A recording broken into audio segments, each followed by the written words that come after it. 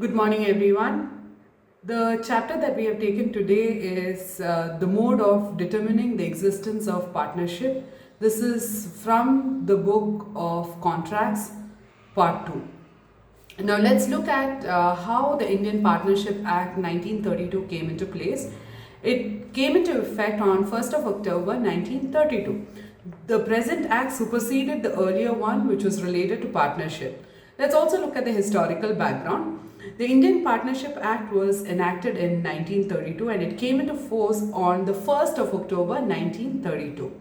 The present act superseded the earlier law relating to partnership, which was contained in Chapter 11 of the Indian Contract Act 1872. This act is not very exhaustive. It purports to define and amend the law relating to partnership. Now, we know that a partnership arises from a contract.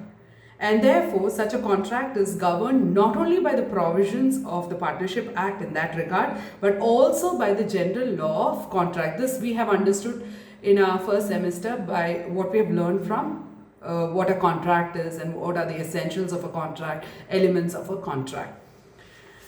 In a partnership act, it does not specifically make any provision. It has been expressively defined in the Partnership Act that unrepealed provisions of the Indian Contract Act 1872, save in so far as they are inconsistent with the express provisions of the Act, shall continue to apply. Thus, the rules relating to offer and acceptance, I repeat, offer and acceptance, consideration, free consent, legality of object, as contained in the Indian Contract Act, are applicable to a contract of partnership also. We have done this in Contract 1, so we were aware of that. On the other hand, regarding the position of a minor, since there is specific provision contained in section 30 of the Indian Partnership Act, the minor's position is governed by the provisions of the Partnership Act. Now let's also look at the nature of a partnership. Partnership is a form of business organization where two or more people or persons join together for jointly carrying on some business. It's an improvement on the entrepreneurship or sole proprietorship business where one single-handedly brings in the funds and runs a business. Here what happens is two or more people join hands together so that there is more funds, more money which comes into the business. And also there's a sharing of liability, because we know that in sole proprietorship, if there is a loss, the owner will have to bear it on his own. So this would be an improvement on that. Let's also look at how many people can be involved.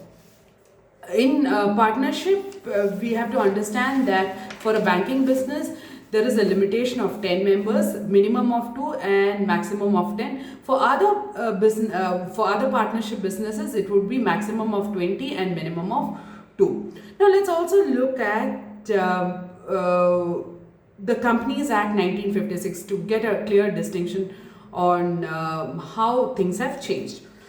In a company, in a private company, there can be a maximum of 50 members. And in a public company, there is no such limit to the maximum number of people who can be involved in the business. Let's also clearly identify what a company is. A company is a form of business organization where it is an artificial person distinct from its members and has much longer life than a partnership. Whereas a partnership, we know that it ends with the death of all the partners, or it has a smaller span of life than the company.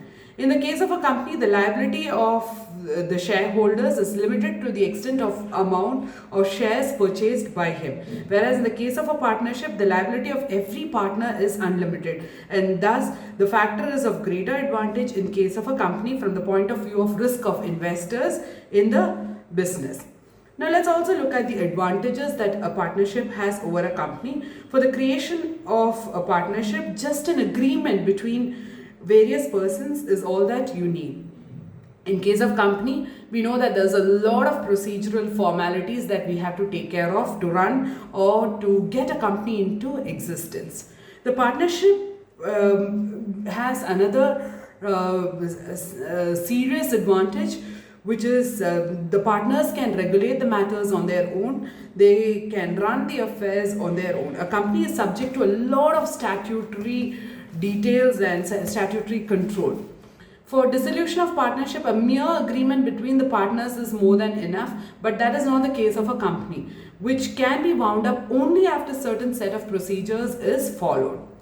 Since all the profits are to be pocketed by the partners in a partnership, there is a greater incentive for the partners to make sufficient profit or more than required profit, and hence there would be an effort to make it really successful. But that's not the case of a company. People come from various backgrounds, people come together to run a company.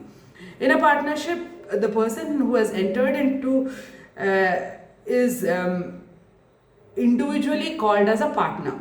A partnership firm does not have a separate legal personality. A company has a separate legal personality which is different from its members. A partnership firm means that all the partners put together, if all the partners cease to be partners, that is, if all of them die or become insolvent, the partnership firm gets dissolved. A company being a person different from the members may come and go, but the company's life is not affected thereby. The shareholder of a company can transfer share to anyone he likes, but a partner cannot substitute another person in his place unless all the other partners agree to the same. Similarly, on the death of a member of a company, his legal representatives will step in to accept his shares and for the purpose of rights in the company. But on the death of a partner, his legal representatives do not get substituted in his place of partnership. Now I'm going to revisit the number of members. The minimum number of members in partnership is 2, and maximum in case of partnership carrying on banking business is 10, and in case of other businesses it's 20. In the case of companies, the minimum is 2 and maximum is 50 if it is a private concern or private company, whereas in case of public company the minimum is 7 but no maximum limit, and thereby any number of persons can hold share in a company.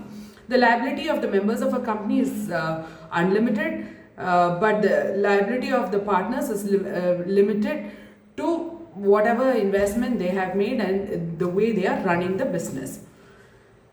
Let's also look at the Section 4 of the Indian Partnership Act 1932, which defines partnership as a relation between people who have agreed to share the profits of a business carried on by all or any of them acting for all. Now, since we have discussed so much, let's also look at the essentials of a partnership.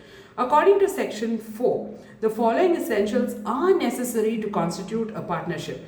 There shall be an agreement between the people or persons who want to become partners. The purpose of creating a partnership should be for carrying on a business. The motive for the creation of partnership should be earning and sharing of profits. The business of the firm shall be carried on by all of them or any of them acting for them in a mutual agency. Now, let's also look at the elements. There must be an agreement entered into by the people concerned. The agreement must be to share profits of the business. The business must be carried on by all or by any of the persons concerned acting for them.